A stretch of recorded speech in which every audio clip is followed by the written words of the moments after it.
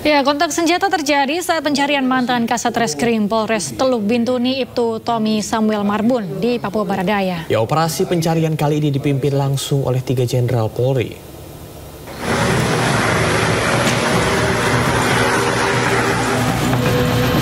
Tiga Jenderal Tinggi Polri memimpin langsung operasi SAR Alpha Bravo Moskona 2025 di Papua Barat Daya.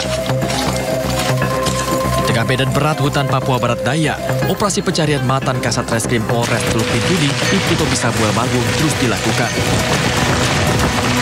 Sebanyak 521 personil gabungan dikerahkan menyusuri wilayah pencarian melalui jalur darat, sungai, hingga udara.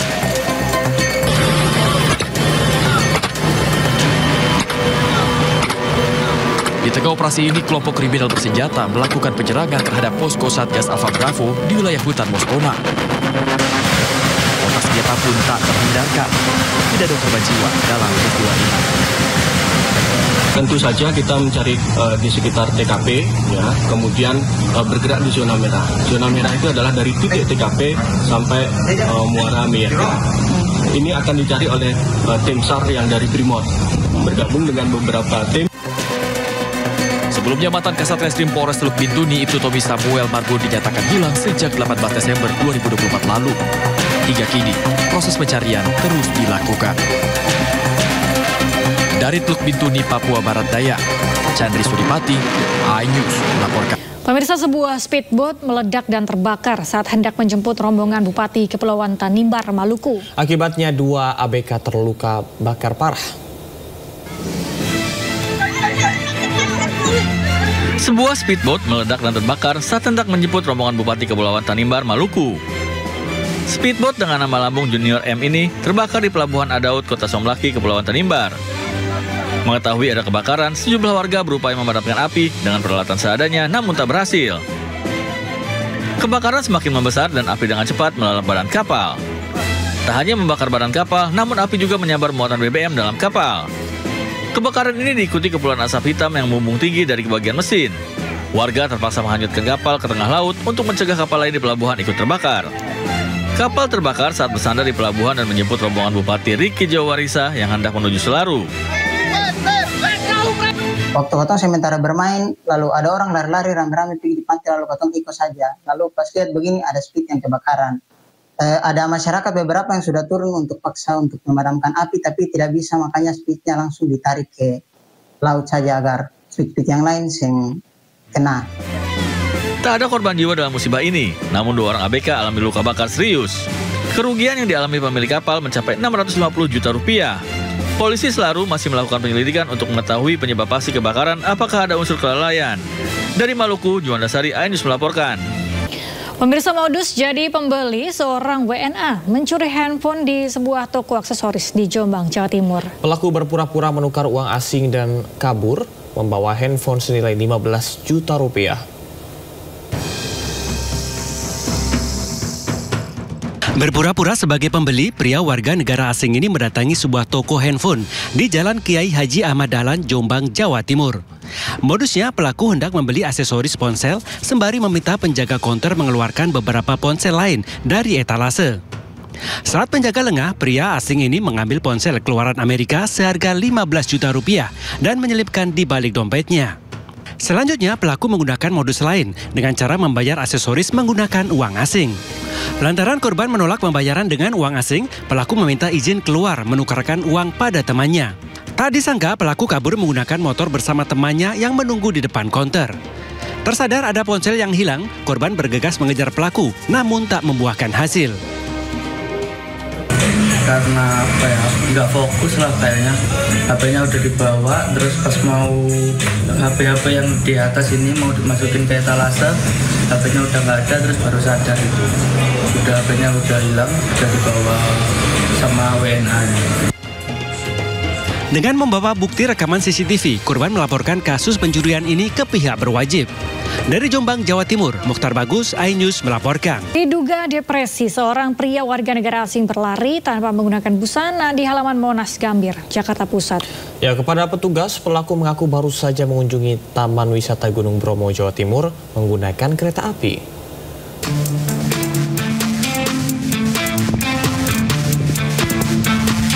Pria warga negara asing ini ditangkap petugas TNI dan Satpol PP lantaran melakukan aksi di luar nalar di halaman Monas Gambir, Jakarta Pusat, Selasa siang. WNA tersebut kabarnya nekat berlari tanpa busana dan alas kaki, mulai dari pintu gerbang timur hingga masuk ke dalam Monas. Aksi nekat itu diketahui petugas yang terkejut melihat WNA itu tiba-tiba berlari tanpa busana. Meski semula tidak mau berbicara, namun akhirnya dirinya mengaku bernama Victor berusia 36 tahun asal Rusia. Dirinya mengatakan baru tiba di Jakarta dengan menggunakan kereta api usai mengunjungi Taman Wisata Gunung Bromo, Jawa Timur seorang diri. Sementara kartu identitas dan paspor telah dirusak oleh dirinya saat baru tiba di Indonesia. Diduga, si WNA ini mengalami depresi akibat beban pikiran. Yogyakarta before? When? You come here? Yeah. With who? Just alone. Yeah, I come to airport, but then I had my passport, so I couldn't fly. Why? Because I'm a Jew. Usai diberikan makan dan dimandikan, WNA tersebut kemudian dibawa petugas ke Polres Metro Jakarta Pusat untuk diperiksa lebih lanjut sebelum nantinya diserahkan ke pihak imigrasi Jakarta Pusat. Dari Jakarta Pusat, Rani Sanjaya. Ya, menjelang Hari Buruh 1 Mei esok, rumah Ketua Serikat Buruh di Medan, Sumatera Utara justru menjadi sasaran teror bom molotov oleh orang tak dikenal. Ya, pelaku datang berboncengan motor, melemparkan bom molotov ke dalam rumah korban.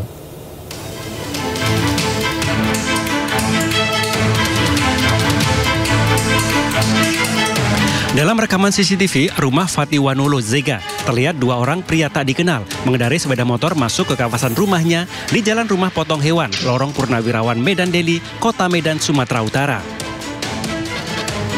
Salah seorang pelaku menyalakan api dan langsung melempar molotov ke rumah korban. Setelah berhasil melempar bom ke depan pintu rumah, para pelaku langsung kabur. Kobaran api sempat membakar teras rumah, namun tak lama kobaran api padam dengan sendirinya. Fatiwanolo Zega mengatakan teror yang dialaminya terjadi pada pukul 03.49 pagi. Saat itu ia dan istrinya tengah tertidur dan mendengar suara letusan keras dari luar rumah. Korban menduga teror yang dialaminya berkaitan dengan permasalahan buruh yang ditanganinya. Dan saya sudah adukan ke polisi, hasil CCTV-nya itu tadi saya sudah serahkan ke pihak polisi, kepolisian Sumatera Utara, dengan harapan itu bisa diusut tuntas lah. Karena apa yang saya alami pagi ini di rumah saya bukan teror kepada saya pribadi, tapi ini teror kepada penegakan hukum di Indonesia ini, teror kepada kepolisian dan pengawas ketenagakerjaan. Setelah membuat laporan ke Polda Sumatera Utara, korban berharap polisi bisa mengungkap dan menangkap pelaku karena telah merugikan dan mengancam nyawa korban. Dari Medan, Sumatera Utara, Yuda Bahar, iNews melaporkan. Rumah mewah milik mantan pejabat Mahkamah Agung Zaraf Richard di kawasan Senopati, Jakarta Selatan digeledah petugas Kejaksaan Agung. Ya, ditemukan uang senilai 920 miliar rupiah atas kasus dugaan tindak pidana pencucian uang atau TPPU. Tim penyidik Jampisus Kejagung menggeledah rumah mewah mantan pejabat Mahkamah Agung Zaraf Richard di kawasan Senopati, Jakarta Selatan pada Oktober 2024 lalu. Dari rekaman video terlihat penyidik menyisir beberapa kamar serta ruangan di rumah Zaraf Richard. Penyidik juga menggeledah lemari dan mengamankan sejumlah dokumen dari salah satu kamar. Dari penggeledahan ini, penyidik diduga menemukan catatan terkait penanganan perkara oleh Zaraf Richard. Tak hanya itu, tim Jampisus juga mengamankan tumpukan uang di dalam sejumlah kontainer box. Di dalam kontainer box setinggi lutut ini, terdapat bergepok-gepok uang memenuhi box tersebut. Penyidik dan pihak bank pun menghitung tumpukan demi tumpukan uang. Dan jumlahnya tidak main-main, yakni senilai 920 miliar rupiah dalam berbagai mata uang asing. Seperti dolar Amerika Serikat, dolar Singapura, dolar Hong Kong, euro, serta mata uang rupiah. Masih di kamar itu, tim Jampisus juga mendapati box yang berisi uang hingga emas batangan. Setelah dihitung, emas batangan tersebut seberat 51 kg. Di video lainnya, petugas juga menyita sejumlah alat elektronik, seperti sejumlah ponsel dan beberapa laptop. Temuan ini menjadi dasar bagi Kejagung untuk menetapkan Zaraf Richard sebagai tersangka dalam kasus dugaan tindak pidana pencucian uang atau TPPU. Kejaksaan Agung menggelar rekonstruksi pemberian suap senilai 60 miliar rupiah terhadap para hakim dalam vonis lepas kasus korupsi minyak sawit mentah. Ya, dalam rekonstruksi terungkap bahwa pertemuan para tersangka dilakukan sebanyak 3 kali sebelum suap diberikan.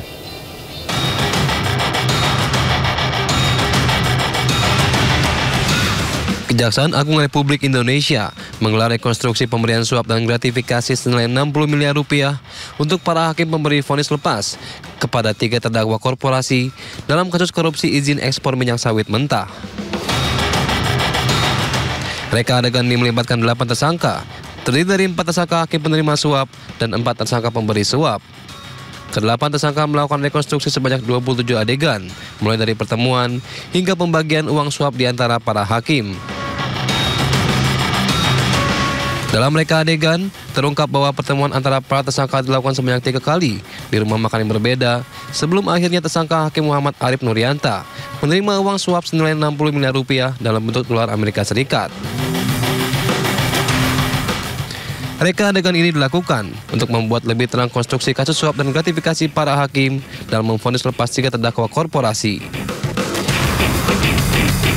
Tim Liputan iNews melaporkan. Dan pemirsa, selanjutnya kami akan ajak Anda mengetahui pantauan lalu lintas hari ini di sejumlah wilayah melalui pantauan CCTV Korlantas Polri. Ya, kita akan bergabung dengan Brigadir Putri Cikita di studio NTMC Polri.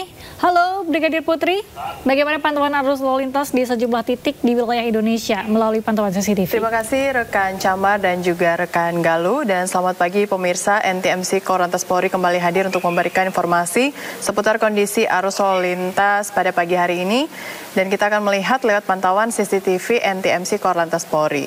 Langsung saja kita akan memulai untuk melihat kondisi lalu lintas pagi hari ini di kawasan Jembatan Layang Mampang, Jakarta Selatan.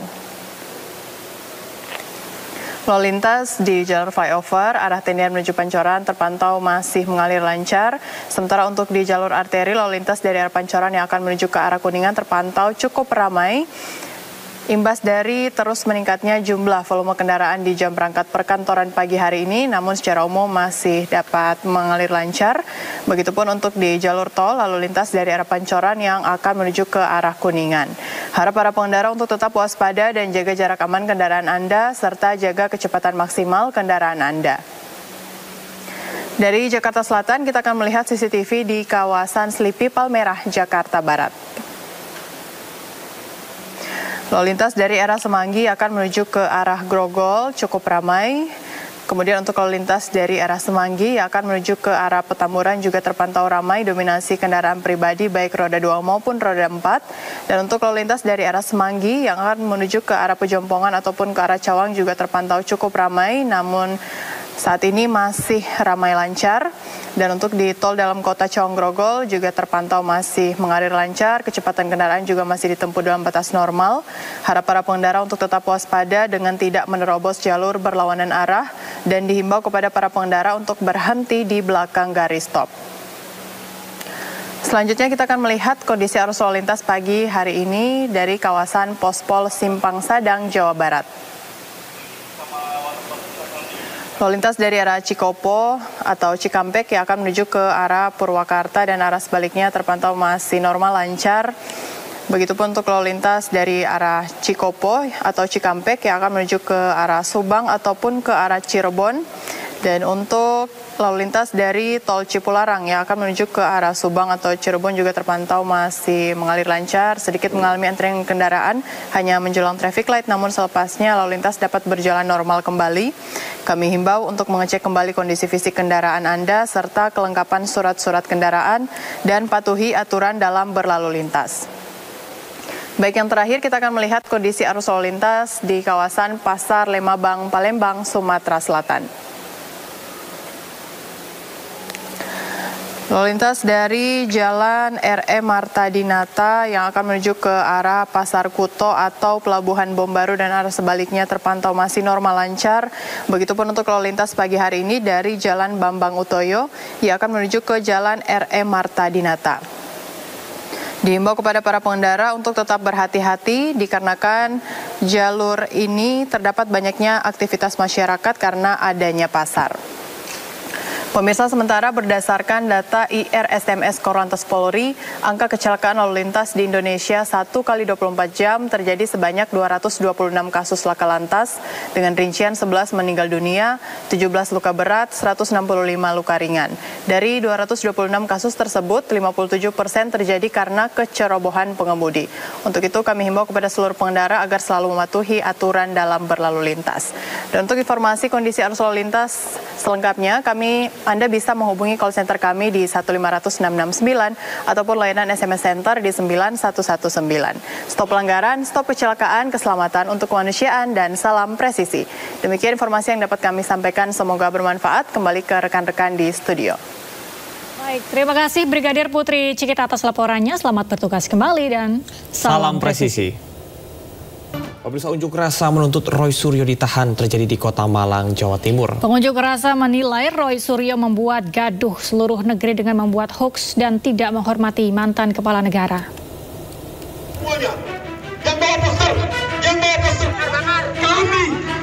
Unjuk rasa meminta Roy Suryo ditahan digelar oleh masyarakat militan pecinta Jokowi di depan gedung DPRD Kota Malang, Jawa Timur. Para pengunjuk rasa membakar ban dan meneriakkan sejumlah tuntutan. Presiden satu-satunya yang meresmikan Hari Santri Nasional. Pengunjuk rasa menilai Roy Suryo telah menyebar hoaks dan fitnah pada Presiden RI ke-7. Menurut mereka, tindakan yang dilakukan Roy Suryo merupakan tindakan tak beretika dan membuat gaduh negara. Selain meminta Roy Suryo ditahan, pengunjuk rasa juga meminta tokoh politik dan pensiunan jenderal agar menghormati proses demokrasi. Kami mengharapkan adanya proses penegakan hukum karena kami menilai kehadiran daripada Roy Suryo telah membuat gaduh Republik ini. Selain itu, sebagai masyarakat yang merasa bahwa Presiden Joko Widodo telah berjasa kepada kami, apalagi kemarin pandemi COVID ya Mas ya, itu kan masyarakat betul-betul kesusahan dan Pak Jokowi hadir dengan solusi yang sangat membantu masyarakat. Sebelumnya Roy Suryo melontarkan tuduhan ijazah palsu kepada Jokowi. Ia menguatkan argumennya dengan hasil analisa forensik digital yang dilakukannya. Dari Malang, Jawa Timur, Denny Irwansyah, iNews melaporkan. Pemirsa, dalam dialog rakyat bersuara yang dipandu Aiman Wicaksono, pegiat media sosial Dr. Tifauzia Tiasuma secara eksklusif menjelaskan sejumlah kejanggalan antara foto di ijazah Joko Widodo yang beredar di internet berbeda dengan wajah Presiden ke-7 Indonesia Joko Widodo. Ya, kalau foto, kalau dari sisi orang yang mendalami anatomi, seorang dokter itu sudah bisa membedakan. Kami punya keahlian, katakanlah ya, punya keilmuan untuk membedakan apakah foto ini, walaupun ini foto katakanlah mungkin sekitar 30-40 tahun yang lalu misalnya gitu ya, dengan foto masa muda yang orang yang sama-sama bernama Joko Widodo, yang 10 tahun kemarin itu menjadi presiden, ini jelas bukan foto beliau. Jarak antar mata ini akan sangat sulit dioperasi plastik. Karena ini perangkatnya kan banyak ya, kompleks kan. Jadi jarak antar mata ini kita bisa bedakan apakah mata foto di sini dengan mata foto di sini tuh orang yang sama atau tidak, itu satu ya. Kemudian kedua adalah dari tulang hidung. Tulang hidung ya. Jadi saya tidak mempersoalkan cuping hidung yang beda sekali ya dengan foto ini. Ini cuping hidung kan tipis mancung. Sedangkan fotonya Presiden Joko Widodo itu kan membesar di bawah begitu ya. Tapi ini kita bisa hilangkan ya faktor yang jelas untuk dilakukan face recognition adalah panjang tulang hidung. Panjang tulang hidung nggak bisa dimanipulasi. Kan 3 ya gigi. Giginya Pak Jokowi itu kan kita kenal sekali karena beliau sering sekali tertawa dan tersenyum kan. Giginya beliau itu kan tidak rapi gitu. Ada yang gingsul dan sebagainya, dan mohon maaf ya, bentuk gusinya juga beda. Karena kalau beliau itu tersenyum atau tertawa itu gusinya kelihatan. Sementara itu, kuasa hukum relawan Jokowi Rusdian Syah menilai apa yang disampaikan Dr. Tifa, Roy Suryo, dan Rismon sebagai tindakan penghasutan hingga berujung melaporkan ketiganya ke polisi. Hal itu diungkapkan Rusdian Syah dalam dialog rakyat bersuara yang dipandu Aiman Wicaksono. Sepakat ya bahwa sebagai ilmuwan kita wajib menghadirkan fakta ya. Tapi ada tapinya, Mas Aiman. Apa itu? Sumber data itu juga harus dari sumber yang kredibel. Tadi skripsi kan udah sebentar. Tadi dikonfirmasi dapat dari Dian itu. Ya kan? Oh, yang PSI tadi. Bukan dari Jokowi yang memiliki. Justru atau enggak sebentar. Justru itu saya bilang. Makanya kalau Anda ingin menggunakan ya kapasitas Anda sebagai ilmuwan, ada etika ilmiah. Apa itu? Ya kan? Apa itu? Anda ilmuwan nggak? Anda ilmuwan nggak? Apa itu etika ilmiah apa? Coba tolong sampaikan etika ilmiah. Anda ilmuwan nggak? Ya. Menurut siapa? Dalam buku apa? Kata profesor siapa? Coba. Sebentar. Coba. Ini bagian saya ini. Ini bagian saya, bukan bagian Anda. Anda harus tanya saya nanti. Nanti saya jawab dulu. Ya saya jawab dulu. Anda nanya terus bagaimana ini? Ini aja Anda punya etika. Menuduh kita tidak etis secara ilmiah. Kami bertanya. Ya makanya saya jawab. Saya jawab. Mau dijawabin nggak? Ya dengar. Diam Anda makanya. Jelaskan. Ya dengar. Biar dengar. Jadi gini Mas Aiman. Ya. Jadi sumber data yang diperoleh oleh teman-teman ini ya melakukan kajian atau studi atau apa ya terkait ijazah saya. Etika ilmiah itu apa? Enggak sebentar Bu. Terkait ijazah ya terkait ijazah diperoleh dari bukan pemilik ijazah misalnya atau dari UGM. Bahkan ya UGM sendiri sudah klarifikasi Mas Aiman beberapa kali bahwa ijazahnya asli. Nah, orang-orang ini ya yang kami laporkan di Polres Jakarta Pusat ini ya telah menyalahgunakan catat ini pidana loh, menyalahgunakan. Ya telah menyalahgunakan. Maksudnya gimana? Ya, sorry. Siapa yang menyalahgunakan? Ya, siapa yang menyalahgunakan? Orang-orang yang kami laporkan. Oke. Ya, mereka bertiga ini menyalahgunakan. Dalam konteks yang kami laporkan ya, kan saya dalam konteks laporkan, oke. Menyalahgunakan apa? Terduga terlapor yang kami sampaikan tadi ya telah menyalahgunakan keahlian mereka dengan menghasut orang untuk melakukan dugaan tindak pidana. Makanya kami laporkan. Hari ini para ASN di kantor Pemprov Jakarta diharuskan oleh Gubernur DKI Jakarta Pramono Anung untuk naik kendaraan umum setiap hari Rabu. Ya, bahkan Pramono Anung juga memastikan untuk ikut serta menerapkan aturan tersebut.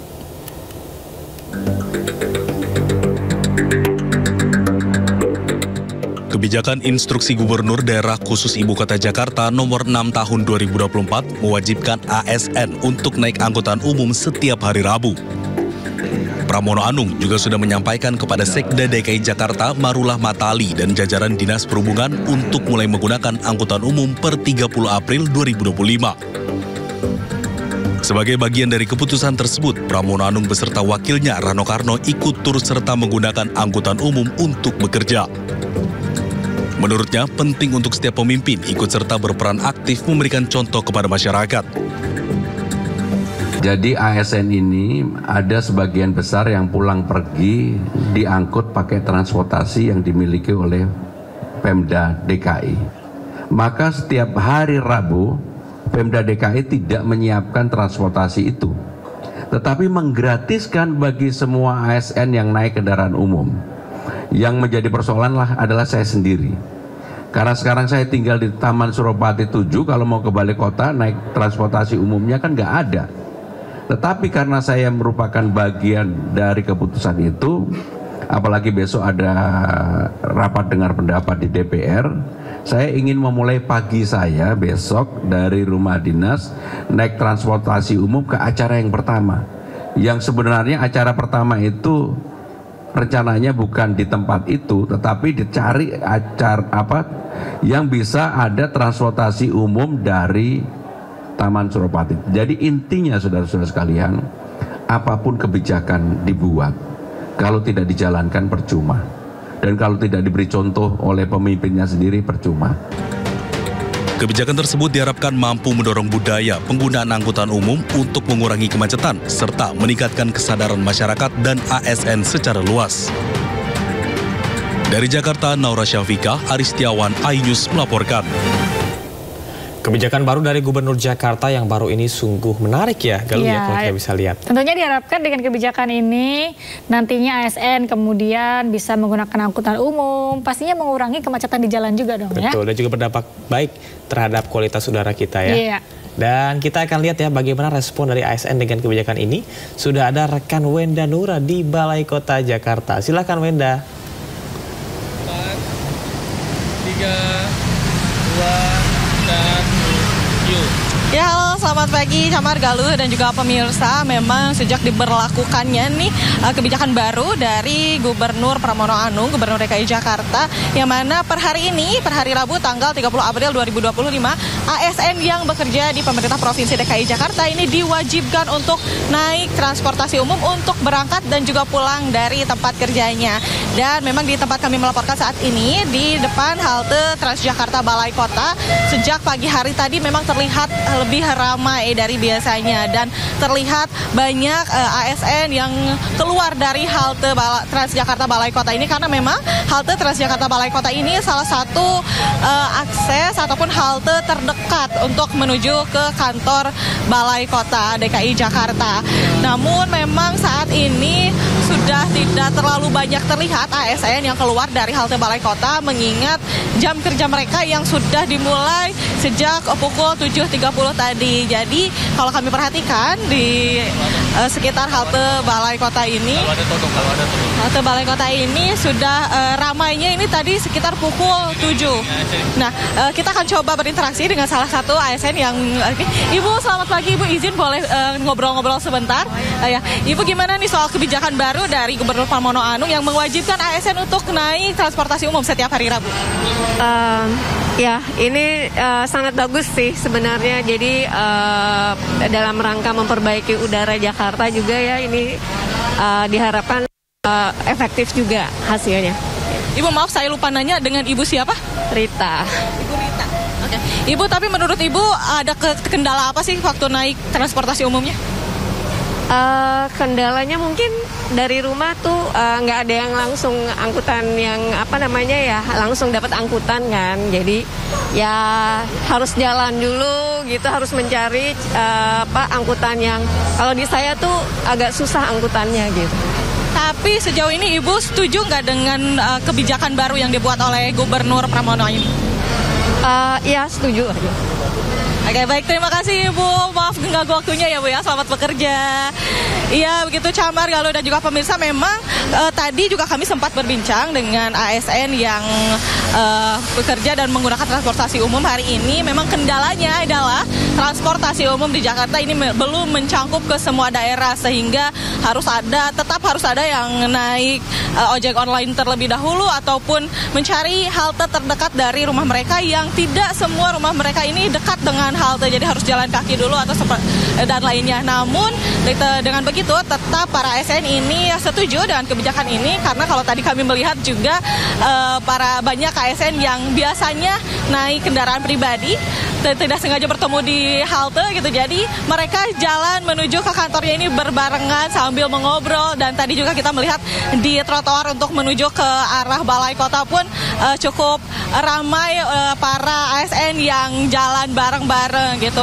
Dan tentunya kebijakan dari Gubernur Pramono Anung ini merupakan langkah awal untuk mengurangi kemacetan di Jakarta dan juga mendukung gaya hidup berkelanjutan di Jakarta. Dan tentunya kita nantikan kebijakan lebih lanjutnya dari Gubernur Pramono Anung ini, mengingat kendala yang tadi disampaikan oleh beberapa ASN yang menggunakan transportasi umum, bahwa belum semua transportasi umum di Jakarta ini mencakup semua daerah di Jakarta. Sementara demikian yang dapat kami laporkan. Camar, Galuh, kembali ke Anda. Baik. Ya, terima kasih rekan Wenda Nura melaporkan langsung dari Balai Kota Jakarta. Selamat bertugas kembali.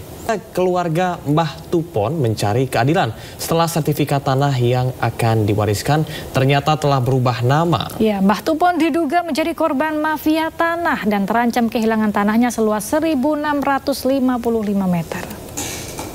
Ya, yang seluas 1.655. Inilah Heri Setiawan, anak Mbah Tupon yang menunjukkan tanah milik Mbah Tupon di mana sertifikatnya berubah nama tanpa sepengetahuan Mbah Tupon. Pihak keluarga telah melaporkan kejadian ini ke pihak kepolisian. Mbah Tupon tinggal di Bantul, Yogyakarta, diduga menjadi korban mafia tanah dan terancam kehilangan tanahnya seluas 1.655 meter.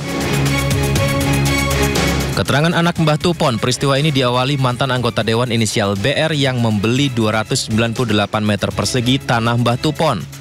BR kemudian menawarkan bantuan untuk memecah tanah sisa milik Mbah Tupon menjadi 4 sertifikat. Di saat waktu pengurusan yang sangat lama, tiba-tiba kemudian sertifikat berubah nama. Pihak keluarga Mbah Tupon pun menuntut pertanggungjawaban ke BR. Awalnya dulu Bapak BR itu menawarkan pada bapak saya untuk pecah waris ke 3 anaknya. Nah, setelah berapa waktu bapak saya kan menanyakan soal sertifikat itu kepada Pak BR. Kata Bapak BR itu jawab, baru proses Mbah, hanya mau membantu untuk pecah waris. Soalnya dia sudah menawarkan ke bapak saya, Mbah, ini sertifikat yang seluas 1.655, di mana kalau saya pecahkan menjadi 4 ke anak-anaknya. Udah balik nama ini, kasus ini. Dulu pernah sempat datang ke rumah menanyakan, mau meminta pertanggungjawaban Bapak BR. Kenapa kok bisa jadi kayak gini, Pak? Ini dulu mantan DPR. Ya, saya dan keluarga berjuang untuk mempertahankan hak miliknya Bapak saya. Sudah dilaporkan ke Polda DIY. Kenyataan pahit lainnya, sertifikat yang sudah berubah nama tersebut ternyata diagunkan ke bank dengan nilai pinjaman 1,5 miliar rupiah. Kasus ini pun sudah sampai ke pihak kepolisian dan Kementerian ATR BPN. Dari Bantul, Yogyakarta, Trisna Purwoko, iNews melaporkan. Kita beralih ke kasus lain, pemirsa. Bantuan terus berdatangan untuk Mbah Tupon, lansia yang diduga menjadi korban mafia tanah di Bantul, Yogyakarta. Selain dari pemerintah, dukungan juga hadir dari lembaga bantuan hukum. Ramainya perhatian masyarakat terhadap kasus Mbah Tupon, lansia yang diduga menjadi korban mafia tanah. Bantuan beberapa lembaga bantuan hukum dari wilayah daerah istimewa Yogyakarta mulai berdatangan. Mbah Tupon merupakan lansia yang memiliki keterbatasan, tidak bisa membaca dan menulis, serta pendengaran, menjadi korban mafia tanah sehingga rumah dan tanah satu-satunya seluas 1.655 meter milik Mbah Tupon hendak dilelang oleh pihak bank. LBH menawarkan bantuan hukum dan berjanji mengawal serta memberikan pendampingan kasus ini hingga tuntas. Mereka juga mendengarkan kesaksian dari Ketua RT setempat. Kami harapannya setelah ini, karena sudah ada laporan di Polda seperti itu, harapannya kami bisa mensupport untuk mendampingi atau mewakili Pak Tupon dalam penanganan. Dengan Kepala Kantor Komunikasi Kepresidenan Hasan Nasbi yang mengundurkan diri dari jabatannya. Ya, ini Hasan Nasbi mundur sejak 21 April lalu dan sudah menyerahkan surat pengunduran diri ke Presiden.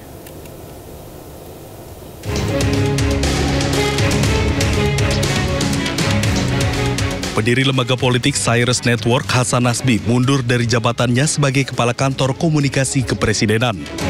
Ia menanggalkan jabatan itu sejak tanggal 21 April 2025 lalu. Hasan meminta masyarakat dan semua pihak tidak terlalu ambil pusing dan heboh atas pengunduran dirinya.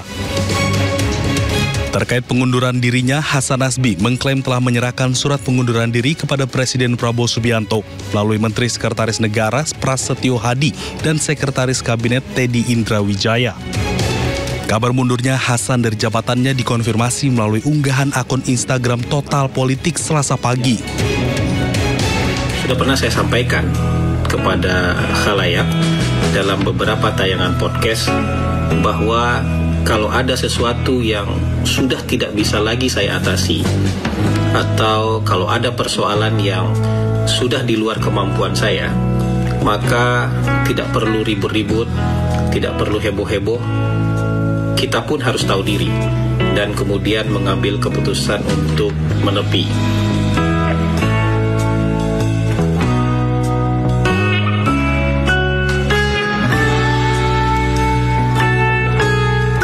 Maka pada hari ini, 21 April 2025, sepertinya saat itu sudah tiba. Surat pengunduran diri saya tanda tangani dan saya kirimkan kepada Presiden melalui 2 orang sahabat baik saya, Menteri Sekretaris Negara dan Sekretaris Kabinet. Kesimpulan saya sudah sangat matang bahwa sudah saatnya menepi keluar lapangan dan duduk di kursi penonton, memberikan kesempatan kepada figur yang lebih baik untuk menggantikan posisi bermain di lapangan. Jadi ini bukan keputusan yang tiba-tiba dan bukan keputusan yang emosional. Sebelumnya, Soson Hasan Nasbi jadi sorotan pasca gaduh pernyataannya terkait teror kepala babi. Teror yang menyasar jurnalis Tempo itu ditanggapi Hasan Nasbi dengan santai dan jangan dibesar-besarkan. Respon Hasan Nasbi terhadap teror tersebut mendapat sorotan karena dianggap tidak pantas dan peka terhadap jurnalis yang mendapatkan teror. Tim Liputan iNews melaporkan. Saya tadi dikasih tahu Pak Sekretariat oleh staf saya, jadi saya belum bisa komentar. Tapi komunikasi kelembagaan Presiden bakal tetap jalan ya? Komunikasi, ya itu lembaga yang sudah ditentukan, jadi harus eksis. Tapi soal itu saya terus terang belum tahu dan belum paham. Karena kan sebelumnya surat pernyataan mundur ini kan sudah disampaikan hari Senin ya Pak? Atau sudah lama? Iya, saya nggak bisa karena saya belum baca. Saya belum dengar, katanya udah di YouTube juga, saya belum lihat. Pak Muzani, apakah kedepannya ada sosok yang dinilai lebih tepat untuk menggantikan posisi PCO ini Pak? Saya belum tahu, jadi karena itu cerita atau berita yang saya belum bisa konfirmasi ininya kebenarannya. Kembali di Sidat Studio pemirsa, diduga akibat korsleting listrik di bagian pompa pengisian sebuah SPBU di Kota Jambi hangus terbakar. Ya, kebakaran sempat menimbulkan ledakan dan juga membakar sebuah mobil yang sedang terparkir di dalam SPBU. Kobaran api menghanguskan sebuah stasiun pengisian bahan bakar umum atau SPBU di Kecamatan Jelutung, Kota Jambi, Rabu dini hari. Besarnya kobaran api tersebut sempat membuat warga dan pengguna jalan yang sedang melintas panik. Kebakaran diduga akibat korsleting listrik pada bagian pompa hingga menimbulkan percikan api dan cepat membesar hingga membakar sebuah mobil yang terparkir di dalam SPBU. Selain menghanguskan pompa pengisian BBM dan mobil, api juga membakar fasilitas yang ada di dalam SPBU. Petugas Damkartan Kota Jambi menerjunkan 7 unit armada dengan puluhan personil untuk menjinakkan api. Kurang dari 1 jam, akhirnya api berhasil dipadamkan oleh petugas damkar. Dan kita menurunkan 7 armada serta 30 personil cairan liquid pom untuk mempermudah bahan berbahaya khususnya BBM yang terbakar yang motor. Pemirsa, ratusan petugas penyelenggaraan ibadah haji PPIH 2025 tiba di Tanah Suci. Ya, mereka melaksanakan ibadah umroh terlebih dulu untuk selanjutnya disebarkan ke daerah kerja masing-masing. Setelah kurang lebih 9 jam perjalanan udara, ratusan petugas penyelenggara ibadah haji PPIH 2025 tiba di Jeddah, Arab Saudi. Sebelum beranjak ke Mekah, mereka terlebih dulu bersuci dan mengenakan kain ihram serta berniat umroh yang dilakukan di Bandara King Abdul Aziz, Jeddah. Rombongan petugas haji pun selanjutnya bergeser ke Masjidil Haram yang ada di Mekah Al-Mukarramah untuk bersiap melaksanakan umroh. Setelah menempuh perjalanan kurang lebih 9 jam dari Jakarta, akhirnya saya bersama rombongan petugas haji tiba di Mekah, Arab Saudi. Dan rencananya kita akan menunaikan ibadah umroh untuk selanjutnya nanti akan disebar ke daerah kerja masing-masing. Dipimpin oleh petugas dari bimbingan ibadah, para petugas bersiap untuk melakukan tawaf. Diawali dari titik Hajar Aswad yang ditandai adanya lampu hijau di sudut kanan, para petugas berkeliling Ka'bah selama 7 kali putaran. Selesai tawaf, para petugas pun melakukan sholat sunnah tawaf di belakang makom Ibrahim untuk selanjutnya melanjutkan sa'i. Sa'i merupakan rangkaian ibadah umroh selanjutnya dengan berjalan atau berlari-lari kecil dari Bukit Sofa ke Marwah. Lantunan zikir dan doa menemani para petugas melaksanakan salah satu rangkaian ibadah umroh tersebut. Usai menjalani 7 kali perjalanan dari Sofa ke Marwah, rangkaian terakhir yang dilalui para petugas haji yaitu tahallul.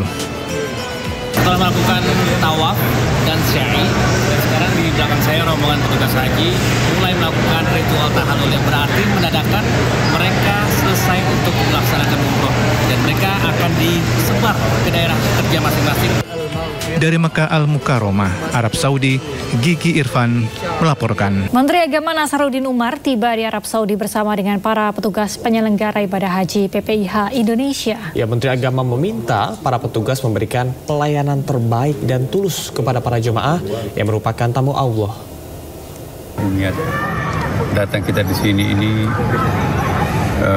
lillahi ta'ala, kita akan membantu tamu-tamunya Allah Subhanahu wa Ta'ala. Semakin bagus kita memberikan pelayanan kepada tamu Allah, insya Allah Tuhan juga akan memberikan apresiasi terhadap kita ya. Maka itu kita perbaiki niatnya. Jangan ada niat-niat yang baik. Tuluslah mendampingi mereka. Orang yang ikhlas itu tidak pernah marah. Anggaplah yang menjengkelkan itu wajah Allah juga kan. Anggaplah orang yang menghibur kita itu, memuji kita itu wajah Allah juga. Berkat kerja keras menjadi petugas pengangkut sampah rumah tangga dan menabung sejak tahun 1986, seorang lansia di Kabupaten Semarang, Jawa Tengah naik haji tahun ini bersama istrinya. Ya, kita akan lihat informasinya ya.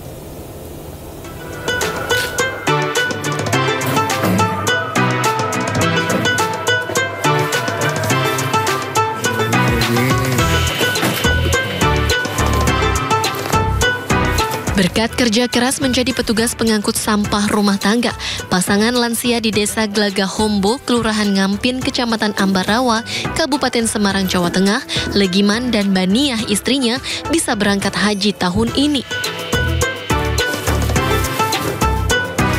Meski Legiman hanya berprofesi sebagai petugas pengangkut sampah, namun berkat keuletannya menabung sejak tahun 1986 silam, membuat mimpi besar Legiman dan istri tercapai.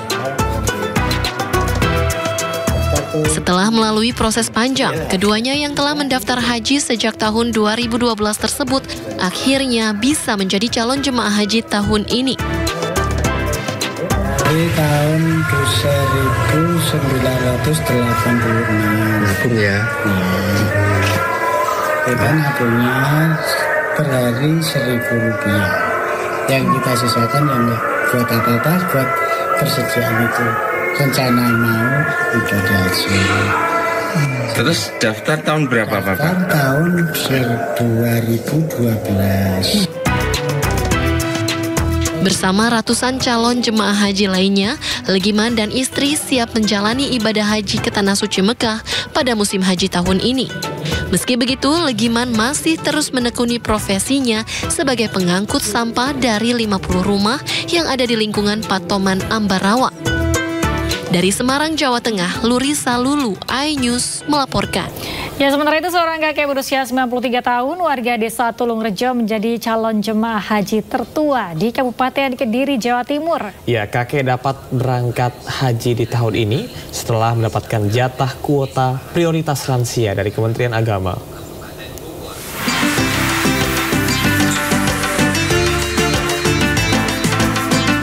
Kakek bernama Istiadi, warga desa Tukung Rejo, Kecamatan Pare, Kabupaten Kediri, Jawa Timur, menjadi calon jemaah haji tertua di Kabupaten Kediri dengan usia 93 tahun.